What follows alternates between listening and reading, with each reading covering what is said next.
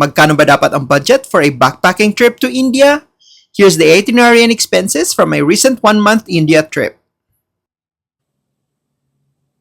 Hey guys, nakabalik na nga ako galing India and andito na tayo sa exciting part. I-reveal na natin kung magkano yung nagastos ko for this trip. But first things first, ano ba yung visa requirements to India for Filipinos? I-visa lang ang kailangan natin para makapunta ng India. Sobrang straightforward lang din ang process and yung kailangan mo lang talaga is your passport copy and recent photo. Wala pang 24 hours na approved na agad yung visa application ko. Bale, you will receive an email about the approval of your visa application or pwede mo rin siyang i-check online. Make sure to lodge your e-visa application sa correct na website. Nasa screen ang link and nasa description din para mas madali nyo ma-access.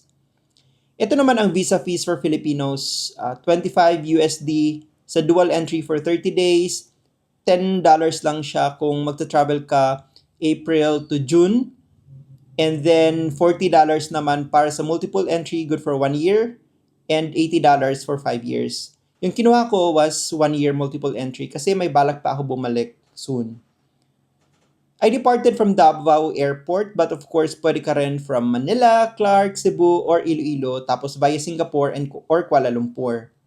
I purchased my ticket via Scoot less than 2 months before my travel date. Random ko lang siya na-check sa Skyscanner. Bale, nasa description yung link, guys, to check for cheap flights. I paid 6,691 for my Davao to Chennai flight, one-way yon. 10 kg ang free na hand carry allowance kaya di na ako nag-purchase ng additional baggage kasi nag-backpack lang naman ako. At saka, pack light kasi nga 1 month na trip so dapat light lang. Yung return ticket ko naman is 9,000 pesos with Vietnam Airlines. Via Hanoi naman yon. Ang travel tax of course is 1,620 and since sa Davao Airport ako nag-depart, di pa kasama ang terminal fee sa ticket. So I paid extra 785 pesos. Pag Manila ka, nasa ticket na yun kasama. May layover ako na more than 10 hours in Singapore, so lumabas din ako ng airport para kumain at mag-ikot-ikot. So ito na yung mga places na binisita ko at pinuntahan ko sa India. 3 nights ako sa Chennai. I visited few places lang kasi nag-adjust pa ako and magkakalayo yung mga attractions.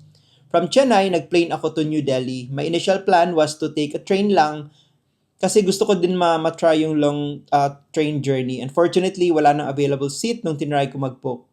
I tried na mag-cut trips and stop sa Hyderabad or Nagpur and other cities pero may leg na di talaga siya available na. Ayaw ko rin mag-waitlist kasi need ko makapunta ng Vrindavan for Holi. So, I just booked a flight and di rin naman gaanong mahal. Less than 4,000 pesos lang naman for a 2-hour flight. 2 nights lang ako nagstay sa New Delhi kasi babalik naman ako before my flight back home. From Delhi, nag-train lang ako from New Delhi Railway Station papuntang Agra Kant. Tapos, nag-Uber na ako to my hotel. 3 nights lang din ako sa Agra.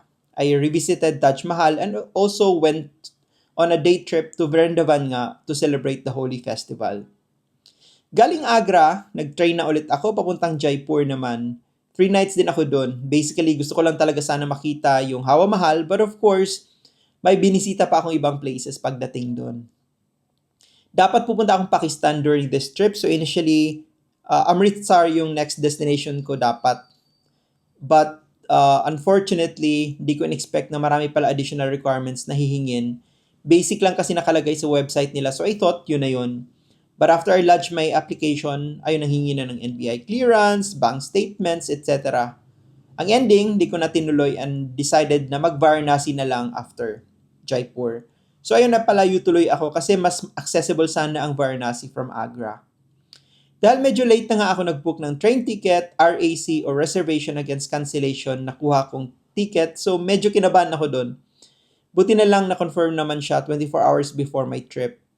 Nag-cut trips pa nga ako dahil di na available yung direct train from Jaipur to Kanpur. So, from Jaipur to Varanasi. Yung ginawa ko, Jaipur to Kanpur and Kanpur to Varanasi. Inabot din ng mga 18 hours ang biyahe. 2 nights lang ako nagstay sa Varanasi and I am thankful na napuntahan ko yung holiest city ng India. Sobrang crowded pero one of the most memorable experiences sa trip na to. If you go there, just be prepared emotionally and mentally, especially if you are visiting Manikarnika Ghat, yung cremation ground nila, yung open cremation ground. From Varanasi, pumunta ako ng Lucknow kasi yun yung closest big city na may direct train papuntang Chandigarh. Yung jump off ko naman papuntang Manali. Buti na lang, napadaan ako ng Lucknow kasi napakasarap pala ng biryani doon. Must try as in. Nagstay pala ako ng 2 nights sa Lucknow kasi ando na lang din, might as well mag-ikot-ikot na.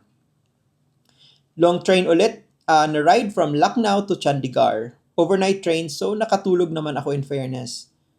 Nag first class pala ako kasi yun lang yung available.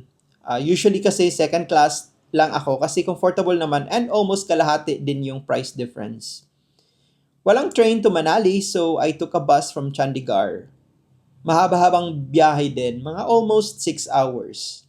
Nagstay ako 5 nights in Manali and mostly nasa hotel lang ako kasi ang lamig talaga. Nakakatamad, promise.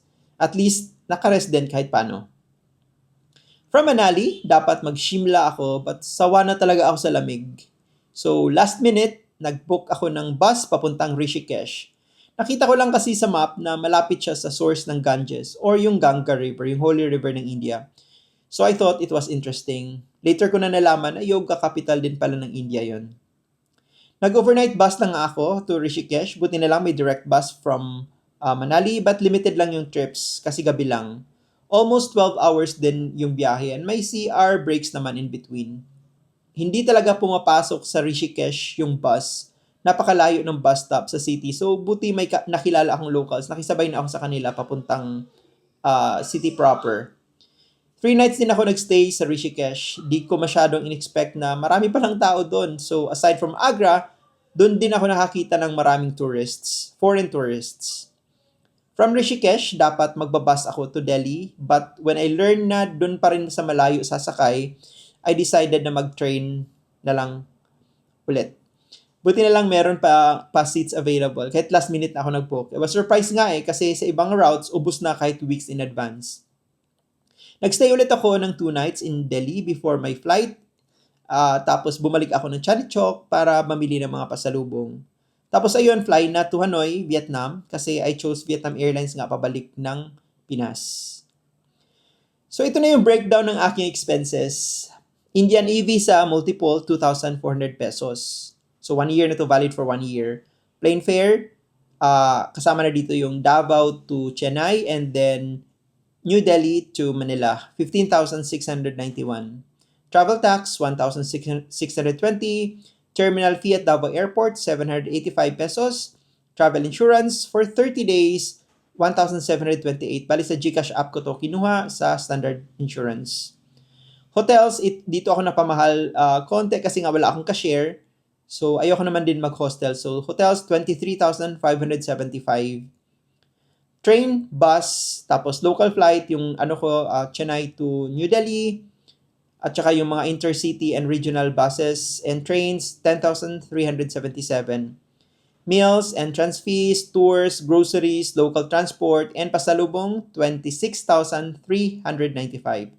Yung total expenses ko for this whole 1 month backpacking trip to India is 82,571.